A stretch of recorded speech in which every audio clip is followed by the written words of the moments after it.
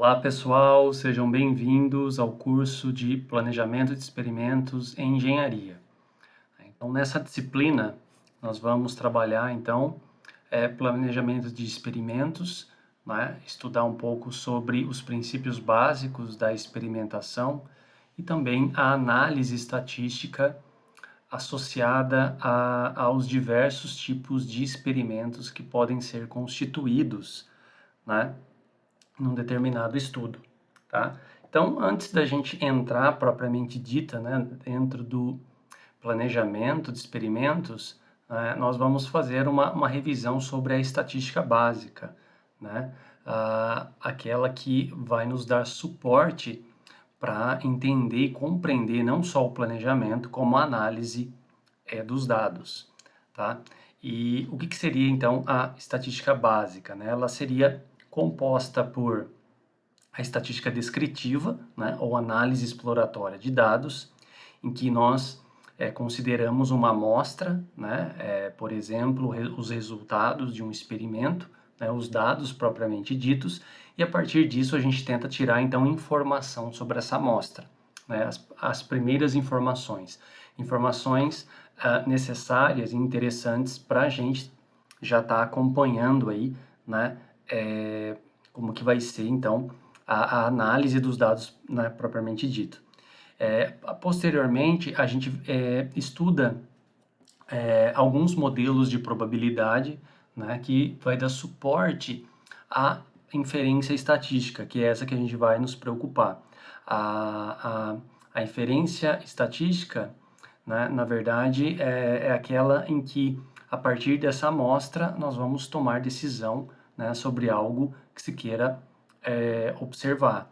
Tá? E essa decisão a gente pode generalizar para uma população, se isso for o caso, ou a gente pode generalizar esse resultado, né, para todo tipo de experimento que for planejado da forma como foi constituído, né? Então, ou seja, a partir daí nós temos os métodos estatísticos que vai nos auxiliar, né, nessa tomada de decisão, e claro que esses métodos são constituídos, então, dentro, com o auxílio, né, da teoria da probabilidade, tá?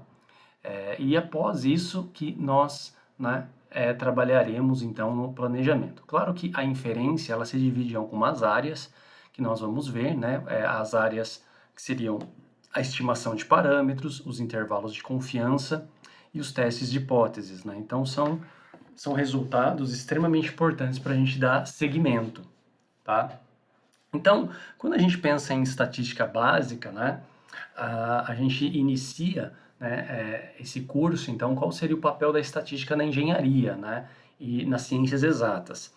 Bom, de um modo geral, a gente poderia falar o papel da estatística quase em todas as ciências, né? Se a gente observar, a estatística ela está associada tanto nas ciências exatas quanto nas ciências humanas, nas ciências médicas, nas ciências biológicas, ciências agrárias, né?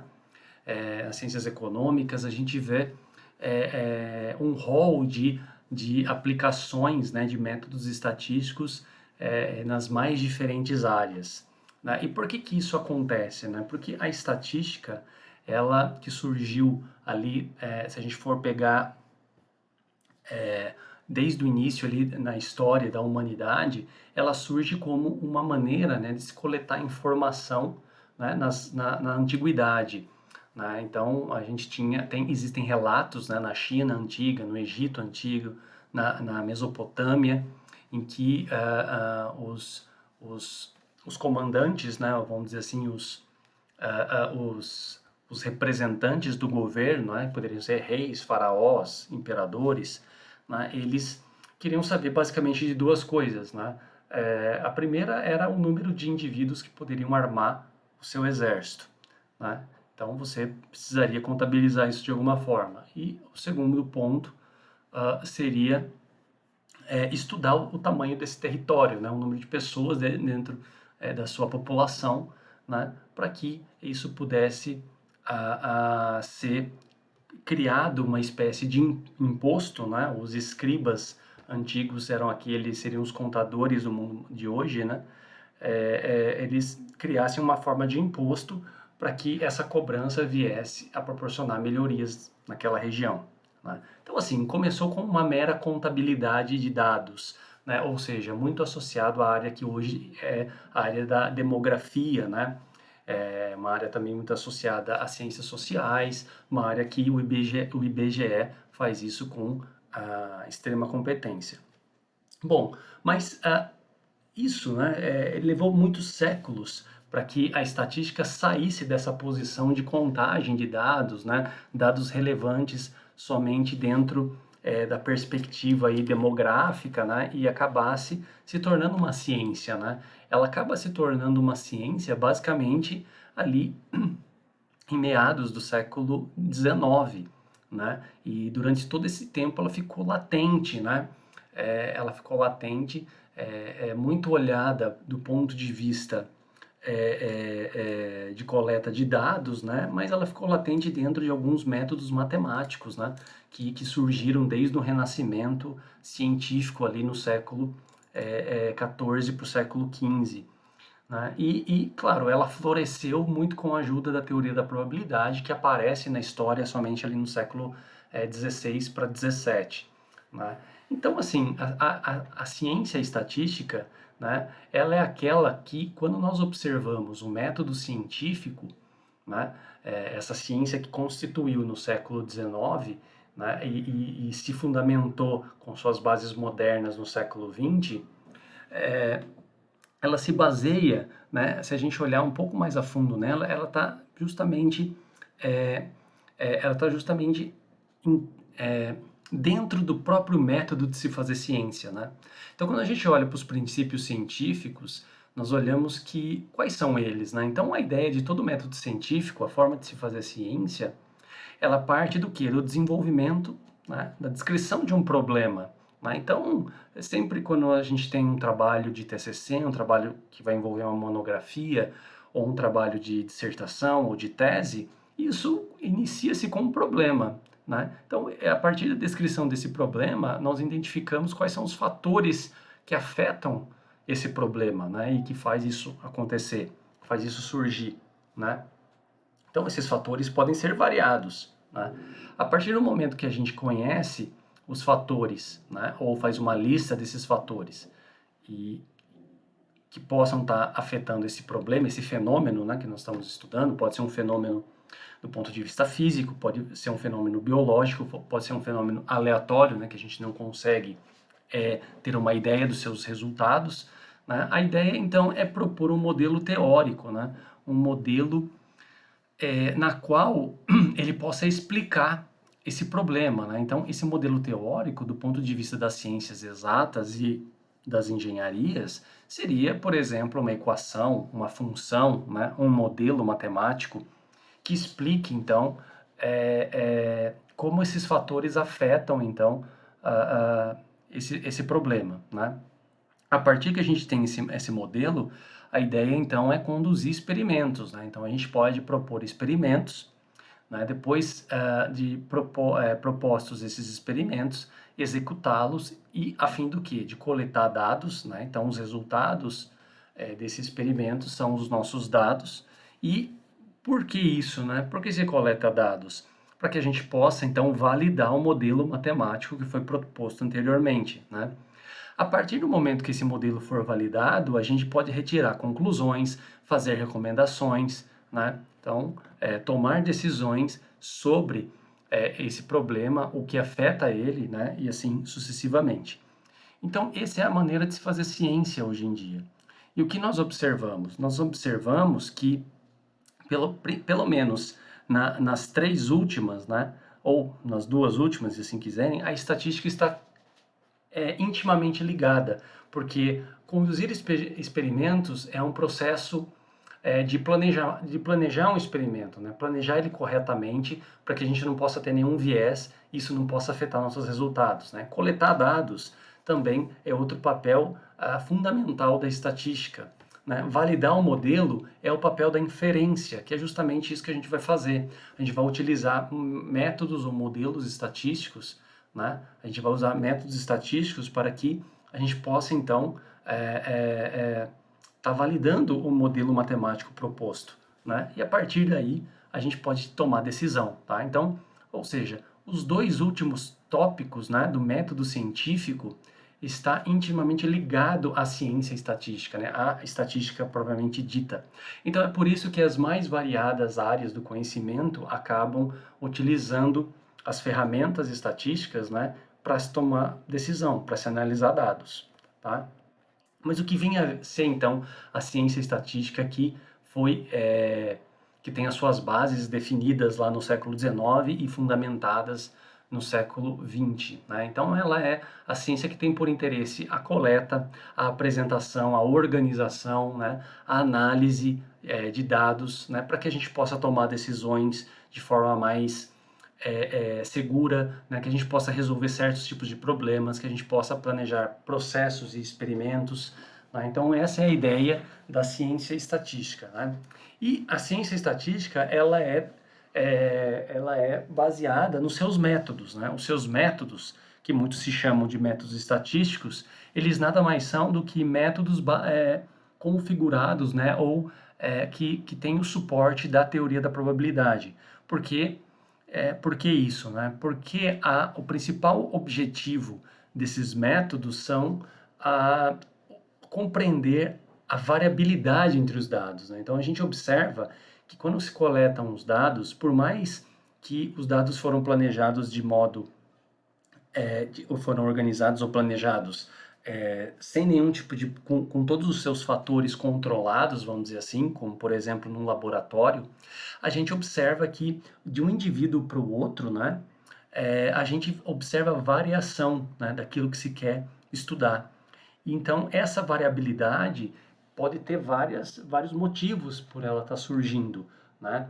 E a gente tem que tentar compreender essa variabilidade, porque a falta da compreensão dela, né, pode levar a resultados viesados, a resultados errôneos, né? Então a gente tem que compreender e tem que estudar o conceito da variabilidade. Mas o que é variabilidade, né? O nome já está dizendo, é algo que vem de variação, da palavra variação, ou seja, está variando de um indivíduo para o outro, né? De um resultado para o outro, você enxerga uma variação. Então, a variabilidade nada mais é do que sucessivas observações, então, de um fenômeno, né, que não necessariamente vai produzir o mesmo resultado, tá? Então, a gente observa que a variabilidade ela é produzida por fenômenos chamados fenômenos aleatórios, né?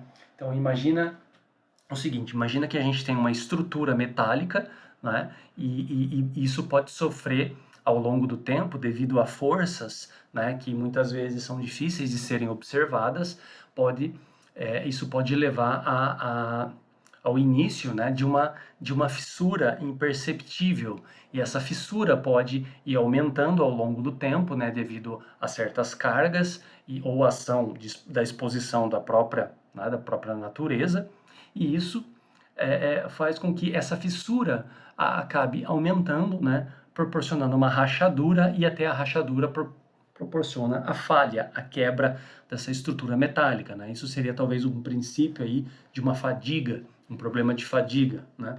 Claro que todo esse problema tem uma solução específica, mas o que a gente observa é o seguinte: qual é o tempo de falha? Né? A partir do momento que uma estrutura foi levantada, né, foi formada, foi constituída, qual é o tempo até a sua falha? Né? Então, é claro que os tempos de falhas mudam de materiais para materiais, mas mesmo estruturas com o mesmo material, a gente observa, né, que de uma unidade para outra, né, de um protótipo para o outro, ou de um corpo de prova para o outro, a gente observa que existe uma certa variação. Então, assim, o tempo até a falha é um fenômeno aleatório, porque a gente nunca sabe quando vai acontecer. E o fato de ser, então, a gente não saber o que vai acontecer, significa que para cada estrutura que a gente tem, por exemplo, informação, pode acontecer num tempo diferente. Então, isso pode resultar uma variabilidade. E é justamente isso que os métodos estatísticos podem tentar nos auxiliar. A gente pode tentar fazer a pergunta: como prever, então, o tempo de falha de uma determinada estrutura, não é? Então, é isso que a gente vai tentar aqui abordar, né? Como utilizar métodos estatísticos a fins de que a gente possa, resolver problemas aí na área da engenharia, tá? Bom, então assim, um exemplo, eu acabei já um pouco falando, né, que se a gente tiver então estruturas que podem sofrer aí degradação, né, que existem então as deteriorizações, a fadiga, deformação, né, pode sofrer efeitos externos, né. Então as respostas associadas a esses fatores, né, vai designar então uma variação aleatória, né, que isso a gente constitui de um fenômeno aleatório. Tá? Um outro exemplo 2 é um exemplo que foi retirado desse periódico, tá? Chamado Quality Engineering, né? Que apresenta dados de viscosidade nessa unidade de medida, né? Em Pascal vezes segundo, né? De um determinado processo químico. Então, esses dados, né? Eles foram coletados, foi um estudo experimental, né? E o que a gente observa aqui, ó? A gente observa, por exemplo, que nós temos 18 dados, né? Tem 6 aqui e 6 aqui. 18 resultados, né? 18 dados de viscosidade, tá? De viscosidade desse experimento. Então, a gente já de cara observa que esses valores, por exemplo, ó, não tem repetições, né? E existe uma certa variação. Ó. Você tem uma mesma unidade experimental, né? Vamos dizer, um corpo de prova, um protótipo, que está tendo uma variação quando a gente observa de um a outro. E é um experimento que foi realizado em condições similares, né, com certos fatores controlados e ainda produz variação. E a gente se pergunta, por quê? Né? Então, assim, a gente poderia tentar listar várias ideias da onde surge essas variações. Mas existem variações, pessoal, que são variações ao acaso, variações que a gente não consegue explicar, que são não observáveis. Né? Como, por exemplo, se a gente imaginar se fossem indivíduos ou fossem animais, plantas, né, um ser biológico, você poderia pensar na variação genética. Né? Existe uma variação genética que faz com que as respostas de um indivíduo para outro sejam diferentes. Né? Se você tem aí corpos de prova, por mais que sejam do mesmo material, talvez na hora de medir possa ter algum tipo de variação, o aparelho não está calibrado, enfim, pode ter outras variabilidades aí que estejam vinculadas a isso, né? Então a pergunta é, quando a gente olha esses dados, a gente vê uma quantidade de números e a gente quer retirar informação sobre esses números, né? É o primeiro passo que a gente tem. Eu tenho uma tabela de valores e o que significa esses valores? Né? Então a pergunta é, como retirar então as primeiras informações sobre esses dados de viscosidade? Como que a gente pode fazer isso? Então para isso tem uma área da estatística chamada estatística descritiva, né, que o nome já está dizendo. A gente vai propor, a gente vai descrever então, descrever em algumas medidas, em algumas tabelas, em alguns gráficos, descrever as primeiras informações a partir, né, de dados que foram coletados. Tá? Então, formalmente, a estatística descritiva tem o objetivo do quê? De resumir, né, de organizar, de apresentar esses dados, principalmente em tabelas e gráficos. Ou seja, apresentando em tabelas e gráficos, isso significa que a gente está resumindo. Né? Se a gente está resumindo, então a gente está conseguindo tirar informação sobre isso. Tá?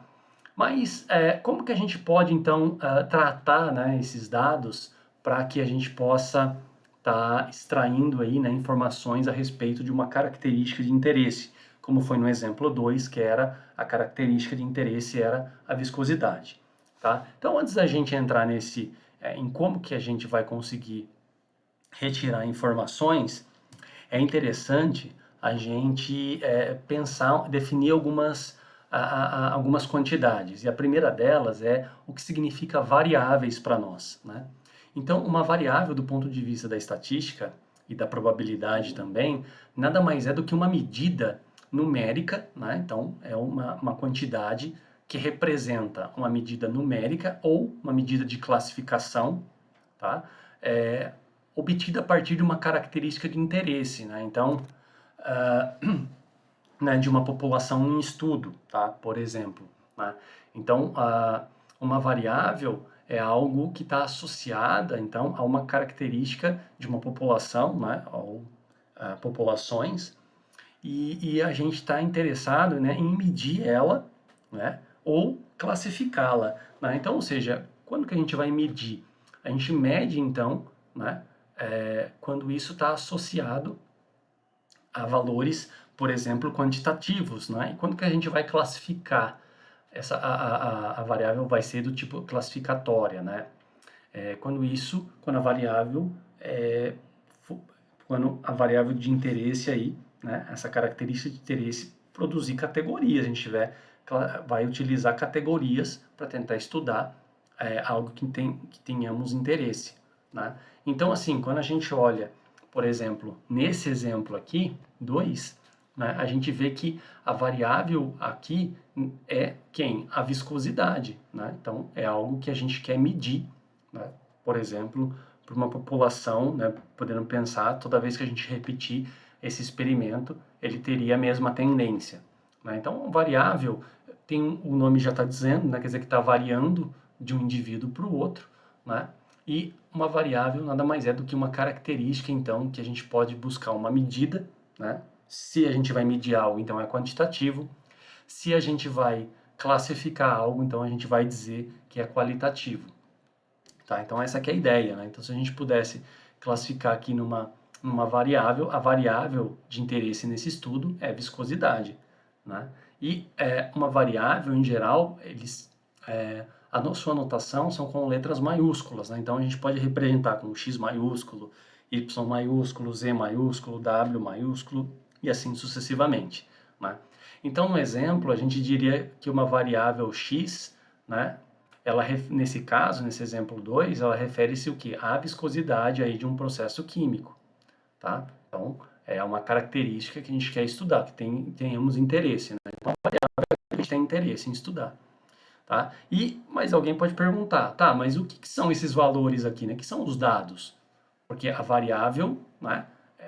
A variável eu tenho ela, por exemplo, antes do experimento, né? Fala assim, ó, eu vou propor um experimento, uma pesquisa, na qual eu queira medir a viscosidade. Então, viscosidade é a minha variável de interesse. Então, o que significa esses valores, né? Então, esses valores são chamados, né, são os dados ou os valores observados da minha variável, né? Que é justamente o que eu observo no processo final do experimento. Vai ser os dados que eu vou observar. Olha, a unidade experimental 1 resultou 1,570 Pascal vezes segundo. A unidade experimental 18 resultou em 4,6, por exemplo, né? Então, os valores, os dados, né, propriamente ditos, são chamados de valores observados, ou o valor observado da variável. E ele é constituído com uma letra minúscula, né? Então, se x é a nossa variável de interesse, x e i aqui, né, é o nosso valor observado, tá? E esse índice i refere-se à quantidade de dados, né, que nós temos. No caso, o i vai de 1 a 18. Então, nós temos, né, o x1, x2, x3 até o 18º, porque temos 18 dados. Então, o xi aqui nada mais é do que o valor observado, né, da viscosidade em cada unidade experimental lá. Né? Então, a gente tem uma situação dessa. Aqui nesse caso, pessoal, essa unidade, esse valor observado não necessariamente precisa ser ordenado, tá? Aqui, por coincidência aqui, os dados estão ordenados, né, em ordem crescente, mas não tem essa necessidade. Às vezes o x1 vai ser aquela primeira observação, né, que você vai estar anotando. Então, pode ser um valor maior, menor do que os próximos, né, não tem essa necessidade. Tá ok? Bom, beleza. Então, a partir disso, a gente tenta classificar os tipos de variáveis, né? Porque pode ter mais do que uma, né? Como eu falei para vocês, pode ter a variável que expressa a quantidade e pode ter a variável que expressa a qualidade, né? Aquela variável que expressa a quantidade, ou seja, aquela que pode ser medida, né, que representa um valor numérico, é chamada de variável quantitativa e ela vai por essa seta aqui, né? A variável quantitativa, ela pode ser classificada ainda em outros dois tipos né, outros dois tipos de subitens aí, né? Como uma variável quantitativa discreta, né? Que é aquela que faz parte de um processo de contagem, tá? Então, a, a variável quantitativa discreta é o processo de contagem. Então, a gente está interessado, por exemplo, em número de peças que falharam, né? Em número de, por exemplo, de pessoas doentes, né? Número de plantas, número de estruturas que de uma certa de um certo material, né? De um certo material que, que tiver algum tipo de falha, tá? Então, é sempre lembrar que a variável discreta ou quantitativa discreta está associada a um processo de contagem. Então, logo, está associada aos números naturais, né? Já a variável quantitativa contínua, como o nome está dizendo, não. Ela é um subconjunto, né? Ela vai ser representada sempre por um intervalo de valores em que a gente não consegue contar, né? Então, a ideia de uma variável contínua é essa, em que você não consegue contar, né? Como, por exemplo, o comprimento, como, por exemplo, viscosidade, como, por exemplo, o tempo, né? A gente não conta o tempo, né? Então, você tem aí de zero, por exemplo, a falha de algum tipo de material falhou de 0 a 5 anos, né? Então, ou seja, esse tempo é um intervalo dos números reais, né? Então, a gente tem que observar que uma variável quantitativa contínua, ela é representada por valores, né? Não enumeráveis, ou seja, não contáveis, e que pertencem aos números reais, né? Ou um subconjunto dos reais, tá? Por outro lado, a variável ela pode ser do tipo qualitativa, em que nesse caso ela vai estar associada a categorias, né? A gente vai poder classificar ela em categorias, tá? Então essa variável qualitativa ela pode ser nominal, quando essas categorias não possuem uma ordem, tá? Ou elas podem ser ordinal, ou em situações em que existirá uma ordem entre as categorias e a gente tem que respeitar isso, tá? Então vamos ver alguns exemplos, né? Então, as variáveis discretas, tá? Vou emitir um pouco as quantitativas discretas. Pode ser, como eu falei para vocês, contagens, né? Então, ó, número de peças defeituosas, números de bytes transmitidos, número de bytes transmitidos que foram recebidos com erros, ou número de lâmpadas que falharam, que queimaram, né? Todo o processo de contagem. Já as variáveis quantitativas contínuas, essas não.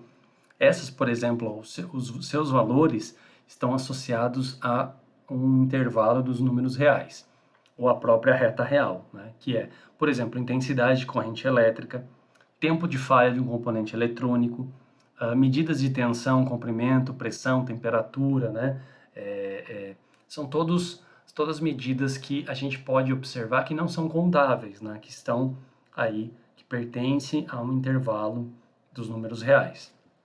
Já as categorias, elas são as variáveis qualitativas, né, nominais, são aquelas que a gente pode colocar em categorias em que não existe ordem. Por exemplo, você quer fazer um levantamento em que é importante saber qual é o sexo da pessoa. Então, você pode colocar lá masculino e feminino. Então, não existe uma ordem entre a categoria, né, masculino e feminino. Qual vem primeiro, ou se isso importa para a pesquisa. Né? Nacionalidade ou cidadania, né? Também se é brasileiro, argentino, italiano, americano, né? Não tem nada que possa estar importando. Então, ou seja, são variáveis que a gente pode classificar e essa classificação não tem uma ordem. Por outro lado, a gente tem as variáveis qualitativas ordinais, em que a gente vai classificar, mas existe uma ordem dentre elas, né? Que seria, por exemplo, classes sociais. Às vezes os estudos têm o interesse de saber o comportamento em diferentes classes sociais, né? Que é medida pela renda familiar. Então você pode classificar lá como uma classe A, B e C e assim vai, né? Então aquilo que se quer estudar, né, a variável que se quer estudar pode ter uma diferença, né, entre uma classe social né? A gente tem que deixar isso de forma hierárquica, né? Vamos dizer assim. Então, aqui no caso, a hierarquia estaria associada aqui à renda familiar, né? Outros exemplos, né? Por exemplo, nível de instrução, né? O nível de instrução, em geral, é uma variável qualitativa ordinal, porque você tem lá ensino fundamental, ensino médio, ensino superior, né? Ou pós-graduação. Às vezes uma empresa vai contratar um funcionário e, claro, que dependendo do tipo de trabalho, vai ter especificações diferentes, né? Para quem a empresa vai contratar, que precisa no máximo de um nível fundamental ou médio, no máximo um nível superior, né? E assim vai. Tá? E existe uma porção de exemplos também, pessoal, tá? Então essas são as ideias das variáveis, né? As variáveis, então, são essas os principais tipos. E claro, o que a gente vai estar estudando aqui são as variáveis quantitativas, tá? Mas de um modo mais atuante as quantitativas contínuas. Esse que vai ser o nosso interesse. Essa aqui vai ser o objeto, então, do nosso estudo, tá? Bom, uma maneira então, né, a partir disso a gente volta lá para aquela questão do começo, né? Como definido então que é uma variável seus tipos, né, e alguns exemplos, a gente volta para essa pergunta. Como extrair então informação a respeito de uma ou mais características, né? Essas características são variáveis. Então, como obter informação a partir dos dados, né? Por exemplo, aqui, como obter informação, então, a partir dos dados da viscosidade, né? Então, uma maneira de tentar retirar as primeiras informações é trabalhar com as frequências, né? Ou seja, a quantidade de vezes que esses valores ocorrem, né, num conjunto de dados. Então, às vezes, dependendo do tipo de variável que se estuda, por exemplo, contagem ou das categóricas, né, é possível estudar o número de vezes que esses valores, né, que os valores observados aqui da variável está acontecendo, né? E a partir disso construir uma tabela ou uma distribuição de frequências, né? E com isso retirar algumas informações. Em geral, para as variáveis contínuas, a gente acaba construindo uma tabela ou uma distribuição de frequências, né, em intervalos, né? Então a gente cria intervalos de frequências e a partir desses intervalos a gente acaba estudando as frequências com que esses valores, né, observados ocorrem naqueles intervalos, né? E por que isso? Porque observem que para uma variável contínua, né, ou seja, aquela que é um intervalo dos números reais, quando a gente tem, por exemplo, esses valores têm várias casas decimais, raramente esses valores vão se repetir. E se eles não se repetem, fica redundante, né, a gente estudar, por exemplo, a frequência com que cada um desses valores se repetem. Então faz mais sentido a gente construir aí intervalos e a partir desses intervalos a gente contabilizar então o número de valores que estão dentro de cada um desses intervalos, tá? Então essa aqui é a ideia para a gente retirar primeiras informações, né? Então aqui eu não vou explicar, né, de modo detalhado como construir essas tabelas, tá? Porque isso demandaria mais tempo, né? A gente está pensando aqui mais numa revisão da estatística básica. Então, a nossa ideia é construir uma tabela de frequências, né? Mas, por exemplo, para a variável que a gente está trabalhando, então a gente está trabalhando com a variável viscosidade, né? E aí a gente consegue construir, por exemplo, um intervalo, né? Ou intervalos de frequências, tá? Então, a gente tem um intervalo, por exemplo, que vai de 1,065 a 2,075 Pascal vezes segundo de viscosidade. E a gente acaba contabilizando quantos valores observados ou quantos dados estão dentro dessa faixa. E a gente vê, por exemplo, aqui, né, esse FI representa uma frequência absoluta, ou seja, é a gente contar o número de dados que estão dentro de cada uma dessas faixas, desses intervalos. Então a gente observa que existem 3 valores dentro dessa faixa, 6 dentro desse segundo intervalo, 7 dentro desse segundo intervalo e 2 dentro do último intervalo aqui, né? Totalizando, ó, se a gente soma isso, totalizando 18 dados, né? 18 dados. Bom, a gente tem 18 dados aqui. É claro que a frequência absoluta não é das melhores de se estar estudando, né? E tem várias questões, né? A gente nunca pode, a gente não pode se deixar levar somente pela frequência absoluta. E aqui eu pergunto, por quê, pessoal? Por que que a gente não pode? Qual é o problema de utilizar a frequência absoluta somente, tá? Então fica aí uma reflexão para vocês pensarem aí, né? Então, como não é tão interessante estudar somente a frequência absoluta, nós propomos o F', que é nada mais nada menos que a frequência relativa. O que é a frequência relativa? É a frequência absoluta dividido pelo total, né? Então, é relativa ao total dos dados. Então, aqui seria 3 dividido por 18, daria 0,167, né? Ou seja, então a frequência relativa é uma proporção de valores que estão em cada um dos intervalos em relação ao total de dados, né? Então, essa proporção, claro, se a gente multiplicar isso por 100, a gente tem isso em porcentagem. E aí a gente já começa a observar informações, né? A gente pode dizer que de todos os dados de viscosidade que nós temos, né, 16,7% estão no primeiro intervalo.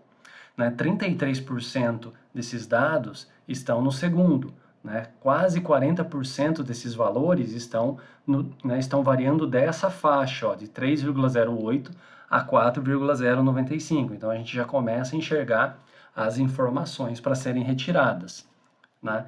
Essas outras duas frequências são as frequências, esse Fão aqui, né?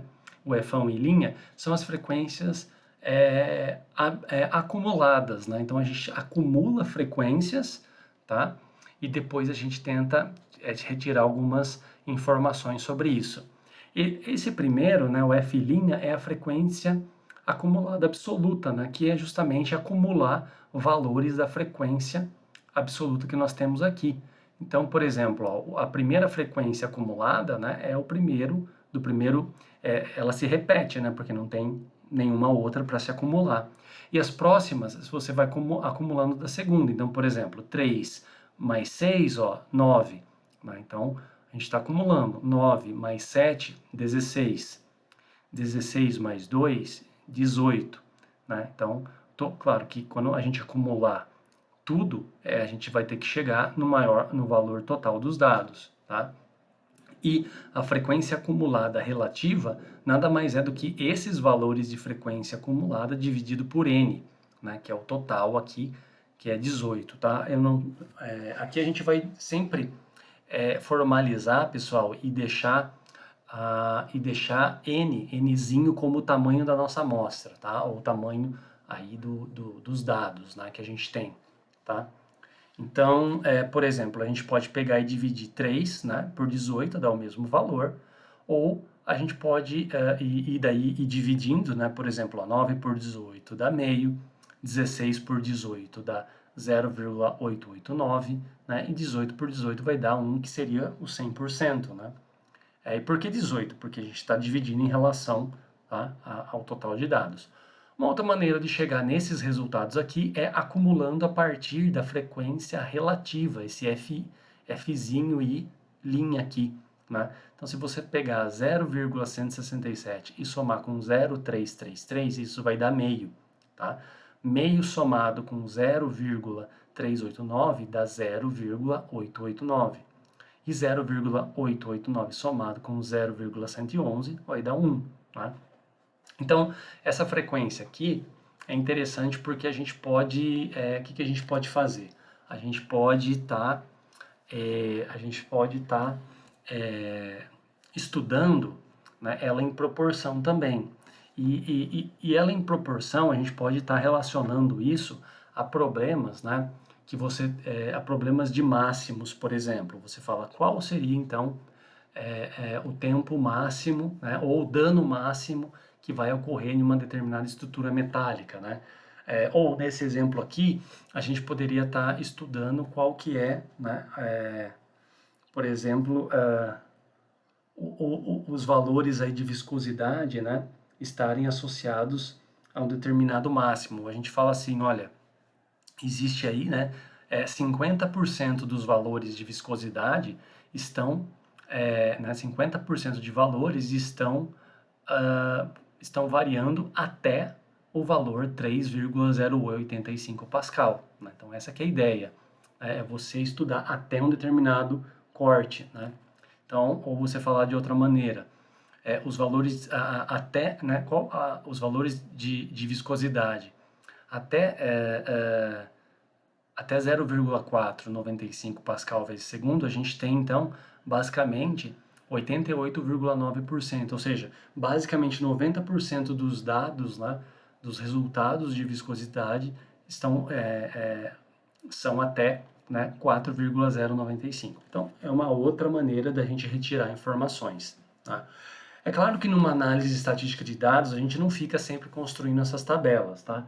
Essas tabelas de frequência, apesar de ter algumas informações interessantes, preliminares, né?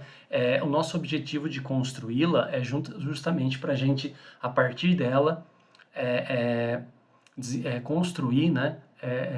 Uma representação gráfica. E essa representação é chamado de histograma, tá? Então, o histograma é um gráfico que é um gráfico utilizado para avaliar o comportamento, então, das variáveis quantitativas, principalmente as contínuas, né? Então, a gente está avaliando aqui a variável viscosidade, que como a gente tratou, é uma variável quantitativa contínua, tá?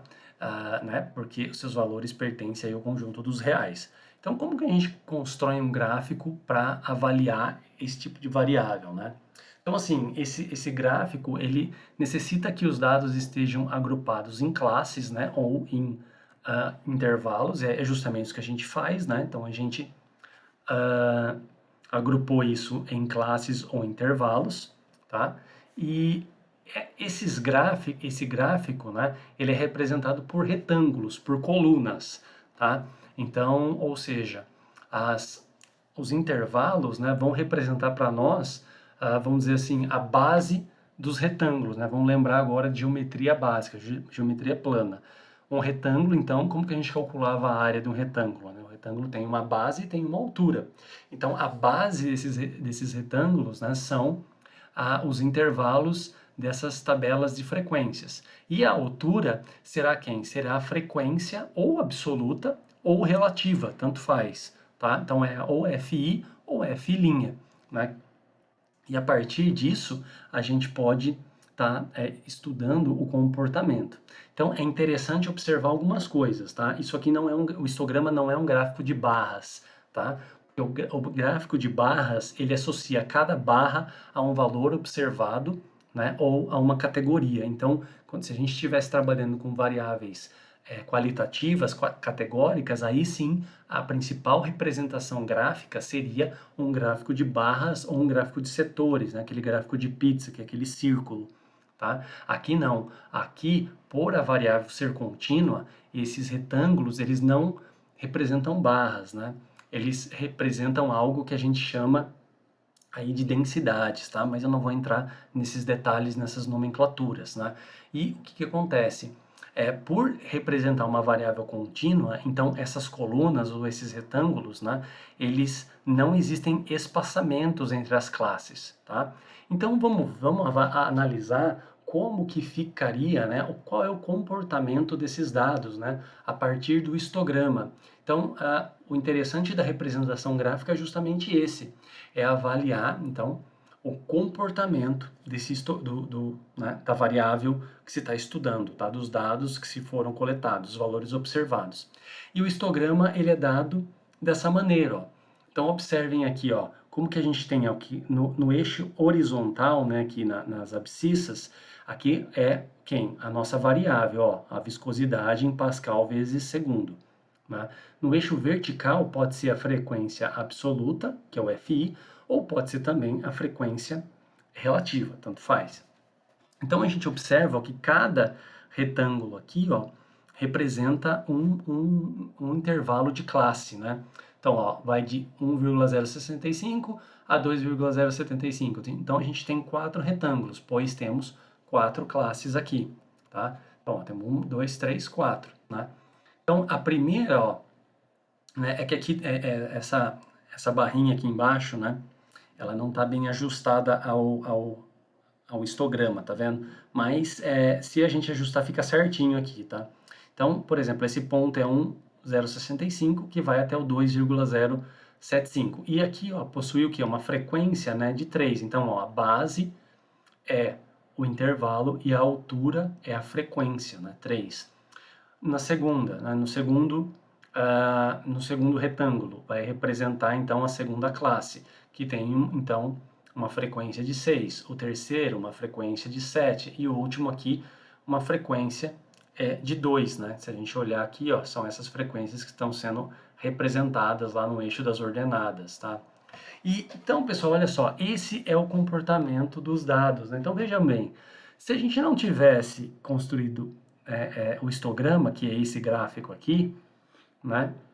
Observe primeiro, ó, como não tem espaçamento entre os retângulos, né? Então, no software que a gente for trabalhar, que é o R, vocês vão ver facilmente com uma linha de comando a gente consegue plotar o histograma, então não tem a necessidade de tá construindo aquelas tabelas de frequências, tá? Por isso que eu passei um pouco batido nelas, né? Na sua construção, mas é sempre proveniente dali. Né? E o que é importante desse gráfico para nós? Estudarmos o comportamento, pessoal. Olha só, a gente só olhando para os dados ou para as tabelas, a gente não imagina que tem aquele comportamento. Ó. Quando você olha para esses dados, você vê uma quantidade de números aí, né? E essa quantidade de números a gente não sabe aí qual é o seu comportamento, né? Agora, quando a gente avalia o histograma, a gente começa a observar. Ele diminui, depois ele cresce, chega até um limite aqui superior, depois ele vai descendo até aqui, né? Então, esse é o interesse da construção do histograma quando a gente tem dados para ser analisados, é a gente avaliar o comportamento desses dados, né? Ou seja, já que a viscosidade é uma variável quantitativa, né, está associada a um fenômeno aleatório, porque os seus resultados são diferentes, né? A gente não observa os mesmos resultados e também não consegue prever quais são eles, né? Então, a gente precisa estudar o comportamento dessa variável. O melhor gráfico para isso é o histograma, tá ok? Então, essa primeira parte da aula é isso que eu gostaria de ter falado para vocês, né? Na segunda parte da aula, a gente vai acabar trabalhando com medidas resumo, né? A gente vai pensar o seguinte, será que a gente pode resumir ainda mais a informação desses dados, né? Então, assim, quando a gente constrói tabelas de frequências e o histograma, a gente já está resumido e a gente já está retirando informação. Aqui a gente retira informação, né, por exemplo, da porcentagem desses valores em cada um desses intervalos da variável viscosidade. Quando a gente trabalha com o histograma, a gente tira informação sobre o seu comportamento desses valores aí que representam a variabilidade, né? Desculpa, a variável. Agora, será que é possível a gente resumir ainda mais a informação desses dados? Né? Então, a gente vai avaliar isso na segunda parte dessa aula. Tá ok, pessoal? Então, muito obrigado e até mais.